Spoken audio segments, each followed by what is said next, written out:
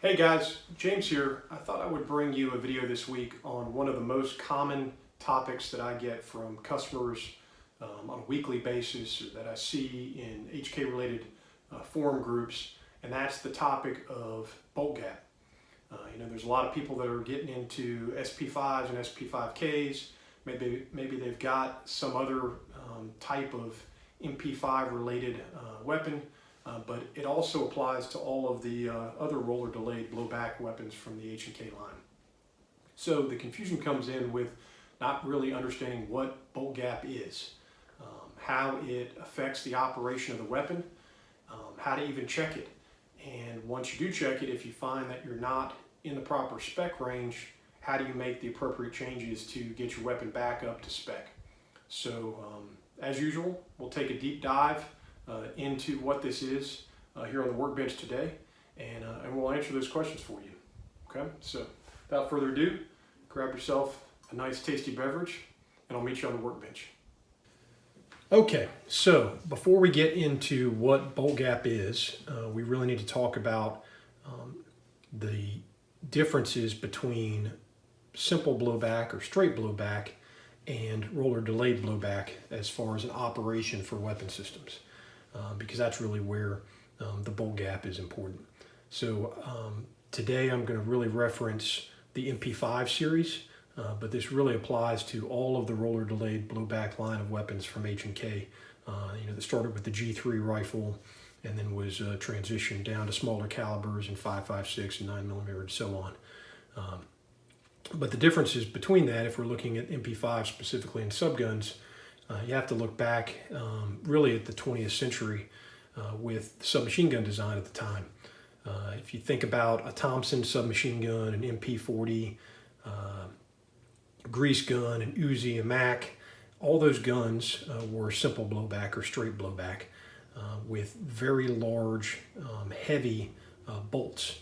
And what that meant was in simple blowback is that when the weapon fired, and that cartridge detonated, that immediate equal and opposite reaction occurs, and that bolt is going to go back to the rear. And the only thing that is controlling the safe operation of that weapon and the rate of fire of that weapon is the mass, the weight of that bolt. That's why those bolts are so big on those guns. Well, that makes it heavier as an overall weapon. It usually means that those guns have to be an open bolt design where you're basically creating a slam fire as the bolt goes forward to ignite that first cartridge. And that relates to accuracy related issues and safety related things as well. So what H&K was able to do and pioneer with their roller delayed blowback design was to split up the bolt into separate pieces. You now had the ability to have a weapon that was overall much lighter, and through the roller delayed system, you had the ability to create a delay in that recoil so that the weapon was more accurate, because now it was able to fire from a closed bolt and it didn't go into recoil until the bullet had left the barrel. It was safer because of the closed bolt and overall lighter, which obviously is a benefit to any shooter. So what I have here to showcase this is a MP5 cutaway model of the actual bolt carrier assembly and the trunnion barrel area of the weapon. And then I've got a bolt group from an SP5K. So taking a look at the bolt group here to explain how it works in relation to bolt gap, we have the recoil rod assembly, which you can see is semi-captive here at the top of the bolt carrier. There's just a little polymer bushing here at the front that holds in place. You tug hard enough on it, it'll come out. And then from the bolt carrier, you'll notice that the bolt here with the rollers sticking out of either side can actuate back and forth against the bolt carrier via the locking piece that's inside. So if I disassemble this, you'll see that I have a separate bolt. Okay, and the bolt has an extractor and an extractor spring, and then you'll see the rollers sticking out of the side there. Okay, and then I have the locking piece as it comes off. And the locking piece, what I want to showcase here is the fact that it has these shoulders here, these little rounded edges. So if we think about this portion being the neck and these are the shoulders, this is what interfaces with the rollers on the inside of that bolt. Okay? And then from there, you have your firing pin and firing pin spring, and then your bolt carrier is left over with your recoil rod assembly. So those are the components that make up the bolt group. And if we put it all back together again, now we can really talk about what bolt gap specifically is. Okay, so give me just a second to mount this all back up. Okay, so what is bolt gap? Well, bolt gap is the distance between the rear of the bolt head. So if I flip it over looking this way, so this point right here, and the front of the bolt carrier right there, when the bolt is in battery and the hammer is forward. Okay, so right now when it's in relaxed position, you'll notice that there's a great deal of space, a great deal of bolt gap in between the bolt and the bolt carrier. But when the gun's in battery, it's going to be much closer to fully seated. We don't want it to be fully seated, because if it is fully seated, then basically what you've created is a simple blowback bolt group where there is no delay. So there needs to be an amount of space, an amount of bolt gap between the bolt carrier and the bolt in order to give us that delay.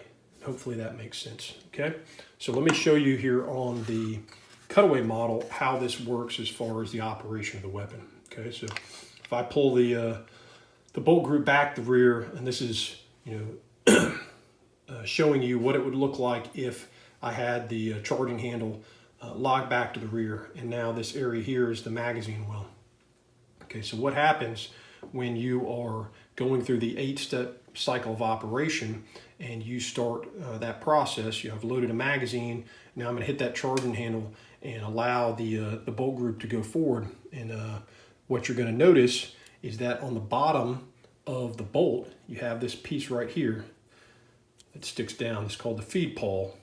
What the feed pawl does is it fits in between, showcase here, in between the feed lips of the magazine, and it will strip off the top round in that magazine as it moves forward with the rest of the bolt group, and it'll start your your feeding process, and then as it hits the feed ramp, you'll get into the process where it'll start to chamber the round into the actual chamber area of the barrel. Okay, and what you'll notice is as the recoil rod assembly is expanding now, and that force is driving the entire bolt group forward, you'll notice they all move together, and then the bolt itself will make contact with the front of the chamber area here in the barrel extension, and it'll stop. And the next thing that'll happen is the locking piece will continue moving forward, as well as the bolt carrier behind it. And what you'll notice is the locking piece moves forward inside the bolt head itself. The shoulders on that locking piece, again, this point right there is what we're talking about. It will force these rollers out. So take a close look here at the roller right there and this recess here within the barrel extension. As I continue to press to the rear on the bolt carrier, you'll notice that the locking piece forces them right into place now. Okay, at this point, chambering is complete and the weapon is locked. Okay, when the trigger is pulled, the hammer is going to move forward, fly up and impact the firing pin at the rear of the bolt carrier. It's going to overcome the resistance of the firing pin spring here, move through the center of the locking piece, through the front of the bolt itself, and impact the rear of the cartridge, and that's going to detonate the primer, and the bullet is going to move down the barrel. At that point, the weapon's completely locked, and this is where the delay comes into place. There is no immediate recoil of the bolt group at this point. It takes the bullet to actually leave the barrel for those gas pressures to equalize and that resistance to be overcome, and then that force that's imparted here on the front of the bolt head is transferred through the locking piece to the bolt carrier, and it starts to move back to the rear. And what you'll notice here, and again, it's a very short distance, but the bolt carrier itself will start to move back to the rear, and as it moves, it'll start to pull the locking piece with it. As the locking piece goes, it will now take the resistance off of the rollers, and the bolt carrier and locking piece will now pull the bolt to the rear as well. And as the bolt goes, now the rollers are allowed to move back within the confines of the bolt itself, and the entire bolt group can now move to the rear, and you're going to get extraction, ejection, cocking, and then the 8-step cycle of operation will happen again. Okay, so hopefully that makes it clear on how the cycle of operation works, and the relation between these parts, the bolt carrier, the locking piece, and the bolt with the rollers. So now let's talk about the bolt gap itself. Okay, now let's think about bolt gap as it relates to the safe operation of the weapon in terms of what we think about with most weapons, and that's timing, making sure that everything syncs up properly. The challenge with this roller delayed blowback operating system, and really any type of firearm, is that the more you use it, the more wear you're going to get on those internal components. The heat that's created with the explosion of a detonating cartridge and the constant back and forth forcing motion is going to create wear on those internal components. So where do you see it specifically with a roller delayed blowback design? Well, you're going to see it wear on the rollers. You're going to see wear on the barrel extension area where the rollers fit into. You're going to see it on the chamber face of the bolt, the face of the bolt, and the face of the chamber itself, and you're going to see it on the shoulders of the locking piece. Okay, so the more you use it, the more wear you get. So where that comes into place with bolt gap is that the more you use your weapon, the more that bolt gap is going to decrease. The bolt gap is never going to increase on its own because you're always creating wear. It's never creating more space.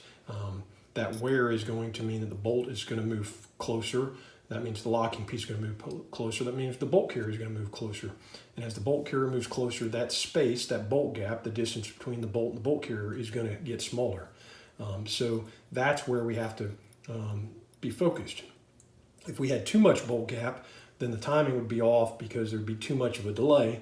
And as you have more wear and that bolt gap decreases, now you don't have enough timing. And where you'll really notice this is the weapon basically operating as a simple blowback weapon. It's going to go immediately and violently into recoil when that bolt gap is too small. So how do we check our bolt gap? Because that's what most people want to know. They want to know, hey, what should my bolt gap be, and how do I check to make sure it's right? Well, the first thing you have to do is you have to make sure that your weapon is clean. And that's one of the biggest challenges and trends I see on a day-to-day basis with these guns as they come across the workbench. Think about the fact that as you shoot, all of that carbon is going to cauterize itself along the walls of this barrel extension. You're going to get it on the chamber face, and then this little section around the edges of the chamber. You're going to get it all along the barrel extension, especially in here where the rollers put themselves into position. And if you've got built-up carbon there, well, then you're not going to get an accurate reading when you go to get your bolt gap. So you got to make sure you clean it.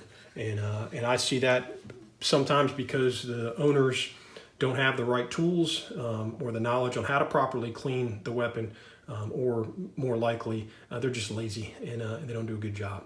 So when you come right back from the range or a 3-day training course, that's not the time to check your bolt gap when your gun is filthy and dirty. You got to make sure it's as clean as possible so you get an accurate reading. Okay. And then once you've done that, what you want to do is make sure that your weapon's reassembled. You can see here I'm using an SP5K as my example. Obviously, you'll make sure that it's clear. And then with it fully charged and the hammer cocked back to the rear, you're going to put it on fire, aim it in a safe direction, and pull the trigger. You want to make sure the hammer is forward so that that weapon is fully into battery. Okay, and then what we're going to do is we're going to look at this space here in the magazine well. And this may be hard for you guys to see in the video, and I'll try not to block it all with my hand. But this lighter colored area here, this is the bolt itself. And what you'll notice, if I can pull it back far enough, this wider area right here, that's the feed pawl that we talked about on the bottom of the bolts itself. This darker area that is right back here, that is the bolt carrier. And it's the space right where I'm sticking this dental pick, that in between the bolt and bolt carrier, that's the bolt gap. That's where the locking piece is, and that's what we want to measure. Okay, so how do we measure it? Well, you're going to need a feeler gauge. So I've got a Stahl-Willi feeler gauge. If you see my other videos, I'm a huge proponent of the Stahl-Willi German tooling. This one is in millimeters, so you can measure your bolt gap in millimeters or inches. All my tooling is German, the manuals are German, so I do it in millimeters. If you want to convert what I'm telling you in this video over to inches, go right ahead, okay? These different feelers here are all in 0.05 millimeter settings, so they're very thin. They've got a marking here that tells you what it is. I don't know how well you'll be able to see that, but here's 0.30, 0.20 on there, okay? So you'll need a feeler gauge. Then you need to know what the acceptable bolt gap range is. Well, the ideal range is going to be between 0.25 millimeters and 0.45 millimeters, okay? Anything above 0.45 or really 0.50 millimeters is going to be too much bolt gap. And again, that's going to mean that there's going to be too much delay in the operating system. Anything below 0.25 millimeters is going to mean you're going to have too little bolt gap, and that's where you're going to have the problem of the weapon going straight into recoil. So you want to be between 0.25 and 0.45 millimeters. We've already got our weapon set up, so what I do is I start on that low end. So what I'm going to search for here in my spec, until I find it, is the 0.25 millimeter feeler gauge. Okay, then I'm going to locate the position in the mag well. I'm going to reach in, and hopefully you guys can see this clearly, and I'm going to insert that feeler in between that space between the bolt and the bolt carrier. And it fits easily, smoothly, plenty of play in between. So I know that I'm definitely good. I'm at least 0.25, okay? And then I'll jump up to the next one. I could go to 0.30, but I'm gonna make a bolder adjustment here and go to 0.35 millimeters.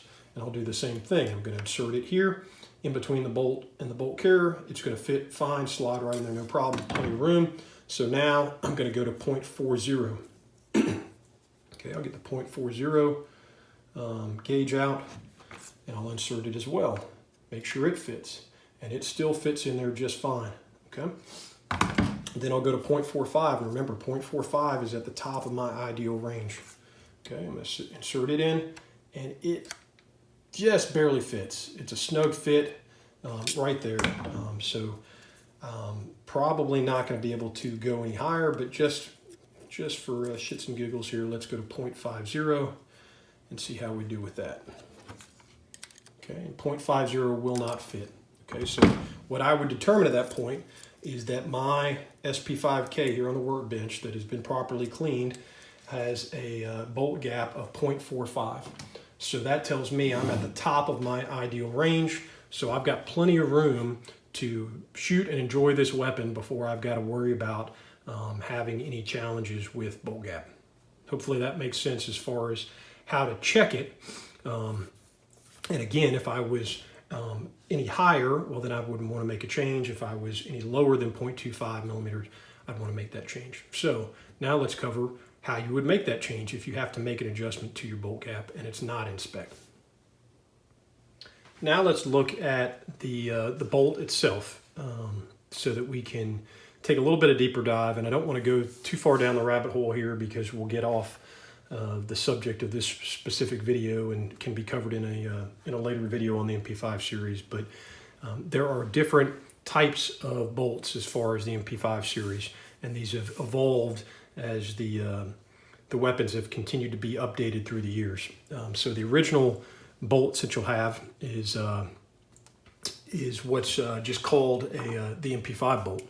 Okay, and the way you'll notice this is here at the front of the bolt, it's really flat on all of these surfaces. Okay, in the late 80s, they updated this to what's called the Action 3 bolt head, which you can see has this scalloped out section here on the right side to help with extraction. So again, the original bolt head on the left, the Action 3 bolt head on the right, okay? And then in the early 2000s with the MP5F design for higher pressure cartridges, they increased the bolt again, and you have larger scalloped out sections there. So that will help you determine which type of bolt you have, and the reason why that's important is because the locking plate that holds the rollers in place is different for each one of these systems. So the original design bolt head has this rounded flat metal plate with these two detents on either side, and this is also the same plate that you'll see on all of the rifle caliber bolts. And with the Action 3 design, they went to this snake, kind of curved S-shaped retainer plate, and then with the F design, they went back to a plate, but now it's got its own little, indentions on the sides as well. Okay, so depending on what type of bolt head you have is going to be what kind of plate you have, and that can be important as if you're doing these the maintenance on this and you're replacing your rollers to increase your bolt gap. You may find that you've got damage to the roller retainer plate and need to replace it as well.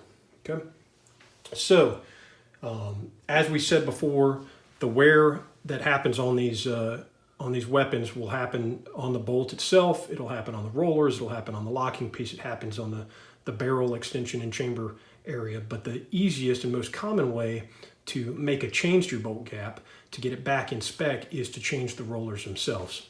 So the standard rollers, when they're out of the weapon, will look like this. And the standard size, which is 8.00 millimeters, they don't have any markings on them. They'll just be completely clean. And you'll see that there's kind of a recessed area on one side and then a flat area on the other side. And that recessed area on this side is what interfaces with these little detents on the retainer plate. And that's what allows it to go in and out of the bolt itself, but still be held captive. Okay. So as you make changes to the rollers and you put in a different size, what you'll see is the other sizes, whether you go larger or smaller, those sizes will have markings on the top of them. So if you go one size larger, you're going to see a single minus sign. If you go two size larger, like you see here, you'll see a double minus size, and so on. If you go smaller, what you're actually going to see is a -2 for the one size smaller and a -4 for the next size smaller. Okay. So what does that mean? Well, the adjustments that you have on there for each size roller is going to adjust that bolt gap by 0.10 millimeters. Okay, so if this is your standard size, and for example, I put in the next size larger, which would be the single minus size, well, that's going to increase my my bolt gap by 0.10 millimeters. And if I use the next larger size, this two sizes larger, then it would increase my bolt gap again by another 0.10 millimeters. So let's take an example. Let's say you just checked your bolt gap and it's not in the ideal range between 0.25 millimeters and 0.45 millimeters. It's actually at 0.15 millimeter. Well, I've got to get it back up to at least 0.25 millimeters. Okay, so I could take my standard size rollers out and I could put the single minus size rollers in, and with an increase of 0.10 millimeters, now my new bolt gap should be 0.25 millimeters, and I would be right there at the low end of the spec. But because that's right there at the low end of the spec, I don't want to be there, so I would then take the +2 size rollers and put them in, and that would increase it another 0.10 millimeters. So now I would be up to 0.35 millimeters, right in the middle of that range. I'm good to go, and now I'd be able to make that change.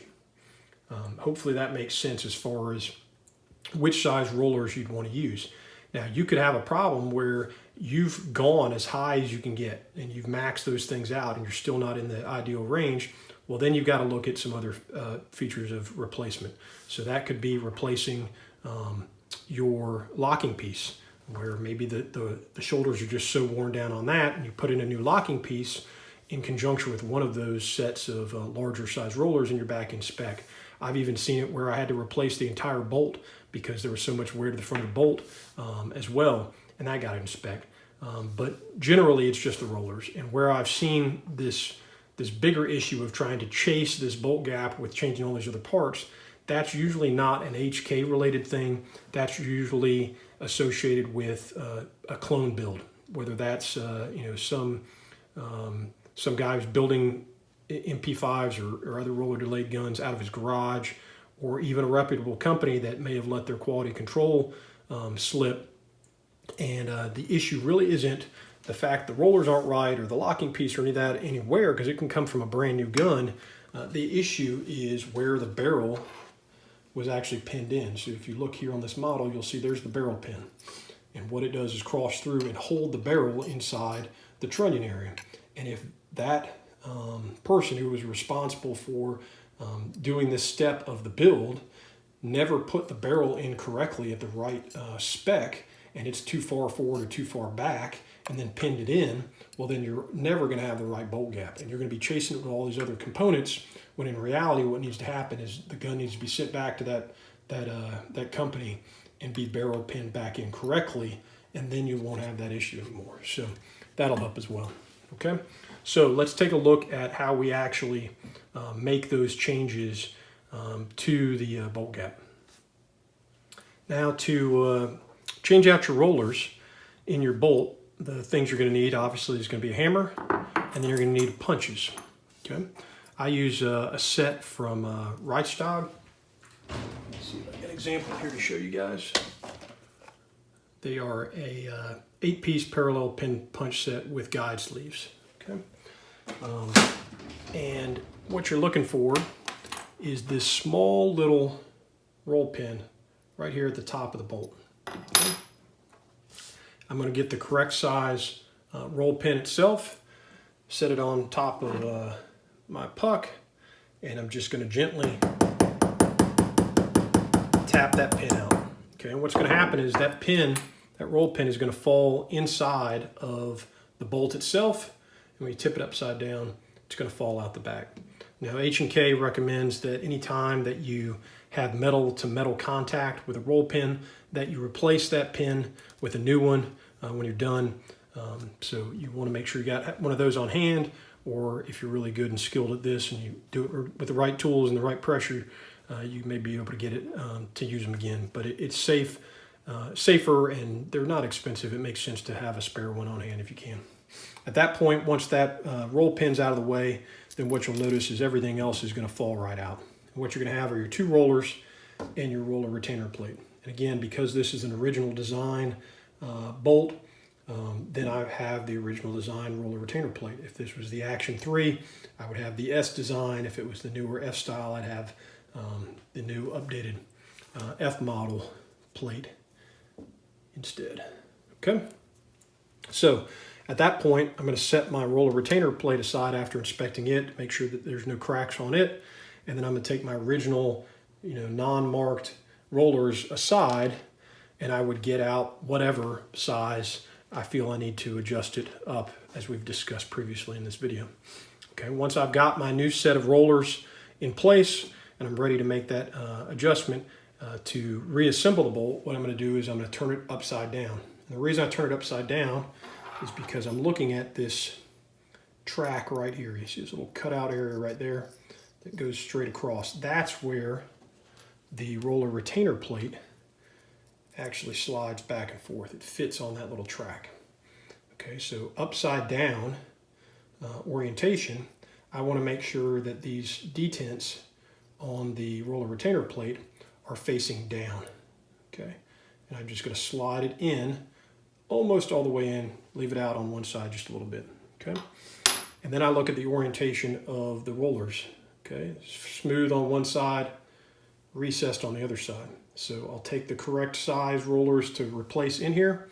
I'll take the recessed side of the roller, I'll place it over the detent on the plate, and then I'll slide both of them in so that the other side sticks out over here. And then I'll take, again, the recessed side of this roller, slide it in position. Now I'm going to hold them both with my thumb and my finger, and I'm going to rotate the bolt back over to the top side. And I'm going to put it back on my puck. Okay. At this point, with a new roll pin, I would take that roll pin and I would sit it right there at the top of the bolt. Okay. Then from the punch that I just originally used, I would go one size larger and I would recess the roll pin inside of the holder, the guide, and now what I've created is a roll pin holder. And what this does is prevent the roll pin itself from peening over. If I just took a punch and started beating on this, instead of it going straight in, what I could actually have is the edges of that would peen over, and I wouldn't be able to seat it properly. So what I want to do is make sure that I'm putting equal pressure on the top and center of the roll pin as well as on the outsides and prevent it from peening. And I do that by using a roll pin holder like this that protects the outside. So I set that over the top of it. I get my hammer. You may have to hold the sides of this as well while you hammer in. It should take a lot of force, but I'm going to tap that into place. Okay? And what you'll notice, another big advantage of using roll pin holder is because I'm using the next size larger pin itself, is that it won't force the roll pin itself inside the bolt. It'll only go until it's flush because it can't.